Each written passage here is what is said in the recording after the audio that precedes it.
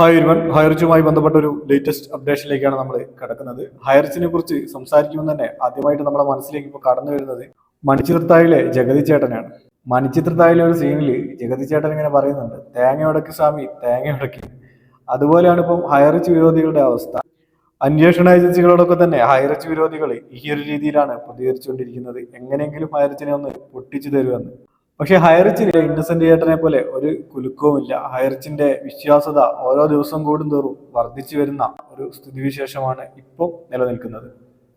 കാരണം ഹൈറിച്ചിനെതിരായി നിരവധി ആരോപണങ്ങൾ ഉന്നയിക്കുകയുണ്ടായി, നിരവധി വ്യാജ പരാതികൾ നൽകുകയുണ്ടായി.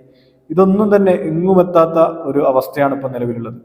ഹൈറിച്ചിനെതിരായ ഏറ്റവും വലിയ ആരോപണം എന്ന് പറയുന്നത് ഹൈറിച്ച് 100 കോടി വിദേശത്തേക്ക് കടത്തിയെന്നായിരുന്നു. അതിന്റെ അന്വേഷണം ഇതുവരെ എങ്ങും എത്തിയിട്ടില്ല. ഇത്രയും വലിയൊരു എമൗണ്ട് വിദേശത്തേക്ക് കടത്തിയത് കണ്ടുപിടിക്കാൻ കുറച്ച് മണിക്കൂറുകൾ മാത്രം മതി. കാരണം ഹൈറിച്ചിന്റെ ഓണേഴ്സ് കേരളത്തിലുണ്ട്. അവരുടെ അക്കൗണ്ട് ഫ്രീസ് ചെയ്ത് വെച്ചതാണ്. ആ ഒരു അക്കൗണ്ടിൽ നിന്ന് എവിടേക്കൊക്കെ ട്രാൻസാക്ഷൻ നടത്തിയെന്ന് നിമിഷ നേരം കൊണ്ട് മനസ്സിലാക്കാൻ സാധിക്കും. ഈ ഒരാഴ്ച കഴിഞ്ഞിട്ടും അതുമായി ബന്ധപ്പെട്ട് ഒരു അപ്ഡേഷനും ഇതുവരെ വന്നിട്ടില്ല. ഞാൻ എന്തായാലും ഹൈറിച്ച് യൂണിയനിലെ ഒരു മെമ്പറോ അല്ലെങ്കിൽ മെമ്പർഷിപ്പ് എടുത്ത വ്യക്തിയോ ഒന്നും തന്നെയല്ല. നിരവധി സ്കാം പ്രൊജക്ടുകളെ കുറിച്ചിട്ടുള്ള വീഡിയോകൾ ചെയ്തിട്ടുണ്ട്. എൻ്റെ ചാനൽ എടുത്ത് നോക്കിയാൽ നിങ്ങൾക്ക് മനസ്സിലാവും. കഴിഞ്ഞ കുറച്ച് ദിവസങ്ങൾക്ക് മുമ്പ് വരെ ഞാൻ ചെയ്തുകൊണ്ടിരുന്ന വീഡിയോ MTF-യുമായി ബന്ധപ്പെട്ട വീഡിയോകളായിരുന്നു. മെറ്റാവേഴ്സ് ട്രേഡിംഗ് പ്ലാറ്റ്ഫോം നമുക്കൊക്കെ അറിയാം, കോടിക്കണക്കിന് രൂപയാണ് മലയാളികളിൽ നിന്നും തട്ടിച്ചു പോയിട്ടുള്ളത്. അതിനെക്കുറിച്ച് ഏതെങ്കിലും രീതിയിലുള്ള അന്വേഷണം പോലും നടന്നോ എന്നറിയില്ല. ആ ഒരു സിറ്റുവേഷനിലാണ് ഇപ്പം ഹൈറിച്ചിനെതിരായിട്ട് വലിയ രീതിയിലുള്ള പരാതികളും അത്തരത്തിലുള്ള അന്വേഷണങ്ങളും ഒക്കെ നടക്കുന്നത്. അത്തരത്തിൽ പരാതി ഉന്നയിക്കുന്നവരെ ശ്രദ്ധയിലേക്ക് MTF പോലെയുള്ള നിരവധി മെറ്റാവേഴ്സ് ട്രേഡിംഗ് പ്ലാറ്റ്ഫോമുകളെ കൂടി പരിചയപ്പെടുത്തുകയാണ്. അതിൻ്റെ പുറകെ കൂടി ഒരു അന്വേഷണം നടത്തി കഴിഞ്ഞാൽ കോടിക്കണക്കിന് രൂപ നഷ്ടപ്പെട്ടവരെ സംബന്ധിച്ചിടത്തോളം അത് വലിയൊരു പ്രതീക്ഷയാണെന്ന് മാത്രമേ പറയാൻ സാധിക്കൂ. തിരിച്ചു കിട്ടും എന്നതിനെക്കുറിച്ച് യാതൊരു ഉറപ്പുമില്ല. കാരണം മെറ്റാവേഴ്സ് ട്രേഡിംഗ് പ്ലാറ്റ്ഫോമിൻ്റെ ഓണർ ആരാണെന്ന് പോലും ഇതുവരെ ആർക്കും അറിയില്ല. ആ ഒരു രീതിയിലായിരുന്നു അവർ ആ ഒരു മണി ചെയിൻ പ്ലാറ്റ്ഫോം ക്രിയേറ്റ് ചെയ്തിട്ടുള്ളത്. നമുക്ക് വിഷയത്തിലേക്ക് വരാം. നേരത്തെ പറഞ്ഞതുപോലെ ഹൈറിച്ചിലുള്ള വിശ്വാസം ദിനംപ്രതി വർദ്ധിച്ചു വരികയാണ്. കാരണം ഹൈറിച്ചിന്റെ ഓണേഴ്സ് കേരളത്തിലുണ്ട്. അവരെ എപ്പം വേണമെങ്കിലും കേരള പോലീസിന് അറസ്റ്റ് ചെയ്യാം, EDക്ക് അറസ്റ്റ് ചെയ്യാം, അന്വേഷണ ഏജൻസികൾക്ക് ആർക്ക് വേണമെങ്കിലും അറസ്റ്റ് ചെയ്യാം. അവർ രാജ്യം വിട്ടിട്ടില്ല, കേരളം വിട്ടിട്ടില്ല, അവർ തൃശ്ശൂരിൽ തന്നെ ഉണ്ട് എന്നാണ് പറയുന്നത്. അപ്പം ഈ ഒരു സാഹചര്യത്തിൽ വ്യക്തമായ തെളിവ് ഇല്ലാത്തത് കൊണ്ട് തന്നെ ആയിരിക്കണം ഇവരെ അറസ്റ്റ് ചെയ്യാത്തത് എന്നാണ് ഞാൻ മനസ്സിലാക്കിയിട്ടുള്ളത്.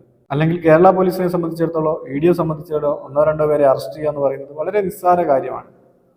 അവരെ മൊബൈൽ ട്രാക്ക് ചെയ്തുകൊണ്ട് തന്നെ വളരെ നിസ്സാരമായിട്ട് അറസ്റ്റ് ചെയ്യാവുന്നതാണ്. അത് കോർട്ടിന്റെ പെർമിഷൻ ഓൾറെഡി ഉണ്ട്, ജാമ്യം നിഷേധിച്ചതാണ്. ഇവരെ അറസ്റ്റ് ചെയ്തതുകൊണ്ട് ഒരിക്കലും ഹൈറിച്ച് ഒരു സ്കാം പ്രൊജക്റ്റ് ആണെന്ന് പ്രൂവ് ചെയ്യാൻ സാധിക്കില്ല. അതിന്റെ കാരണങ്ങൾ നിരവധിയാണ്. ഹൈറിച്ചിനെതിരായിട്ട് 3 പരാതികളാണ് ഇപ്പം ലഭിച്ചിട്ടുള്ളത്. ഹൈറിച്ചിനെതിരായി നിലവിൽ 3 പരാതികളാണ് ഇപ്പം നിലനിൽക്കുന്നത്. ഒന്ന് 6 മാസം മുമ്പ് നടന്നൊരു കേസാണ്, GST-യുമായി ബന്ധപ്പെട്ട വിഷയത്തിലാണ്. ആ ഒരു കേസ് ഇപ്പം നടന്നുകൊണ്ടിരിക്കുകയാണ്. മറ്റൊരു കേസ് എന്ന് പറയുന്നത് ഹൈറിച്ച് ബഡ്സ് ആക്ടിന്റെ പരിധിയിൽ വരുമോ ഇല്ലയോ എന്നുള്ളതാണ്. 3ാമത്തെ കേസ് ഒരു പരാതിയാണ്, അനിൽ അക്കരയുടെ പരാതിയാണ്. ഹൈറിച്ച് 100 കോടി രൂപ വിദേശത്തേക്ക് കടത്തിയെന്നുള്ള ഒരു പരാതിയാണ്. അതിലും അന്വേഷണം എവിടെ എത്തിയിട്ടില്ല. ഇപ്പോഴും അന്വേഷണം നടക്കുന്നു എന്നാണ് മനസ്സിലാക്കാൻ സാധിച്ചത്. വളരെ നിസ്സാരമായിട്ട് കണ്ടെത്താൻ പറ്റുന്ന വിഷയമാണത്, 100 കോടി വിദേശത്തേക്ക് കടത്തിയോ ഇല്ലയോ എന്നുള്ളത്. എന്തായാലും അതിലും ഇതുവരെ ഒരു തീരുമാനമായിട്ടില്ല. അതോടൊപ്പം എടുത്തു പറയേണ്ട മറ്റൊരു കാര്യം, ഹൈറിച്ചിനെതിരായി ഹൈറിച്ചിൽ ക്യാഷ് ഇൻവെസ്റ്റ് ചെയ്ത ഒരാൾക്ക് പോലും പരാതിയില്ല എന്നുള്ളതാണ്.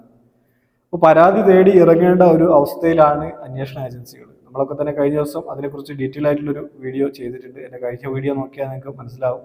ഹൈറിച്ചിനെതിരായിട്ട് പരാതിയുണ്ടോ എന്ന് ചോദിച്ച് നടക്കേണ്ട ഒരു അവസ്ഥയിലേക്ക് അന്വേഷണ ഏജൻസികൾ മാറിയിട്ടുണ്ട്. അതിന് കാരണം ഹൈറിച്ചിനെയും ഹൈറിച്ച് ഓണേഴ്സിനെയും ഇൻവെസ്റ്റേഴ്സിനുള്ള അമിതമായിട്ടുള്ള വിശ്വാസം തന്നെയാണ്. ആ വിശ്വാസം തകർക്കാൻ വേണ്ടിയിട്ടുള്ള എല്ലാ കളികളും നടക്കുന്നുണ്ട്. പക്ഷേ ഒന്നും തന്നെ സക്സസ് ആവുന്നില്ല എന്നുള്ളതാണ് മറ്റൊരു സത്യം. അതുകൊണ്ട് തന്നെയാണ് ഞാൻ തുടക്കത്തിൽ പറഞ്ഞ കാര്യം തന്നെയാണ് ഹൈറിച്ച് വിരോധികൾക്ക് ഇപ്പോൾ പറയാനുള്ളത്. അങ്ങോട്ട് പൊട്ടിക്ക് സ്വാമി എന്ന രീതിയിലാണ് അവർ നടക്കുന്നത്. പക്ഷേ പൊട്ടുന്നില്ല എന്നുള്ളതാണ് വസ്തുത.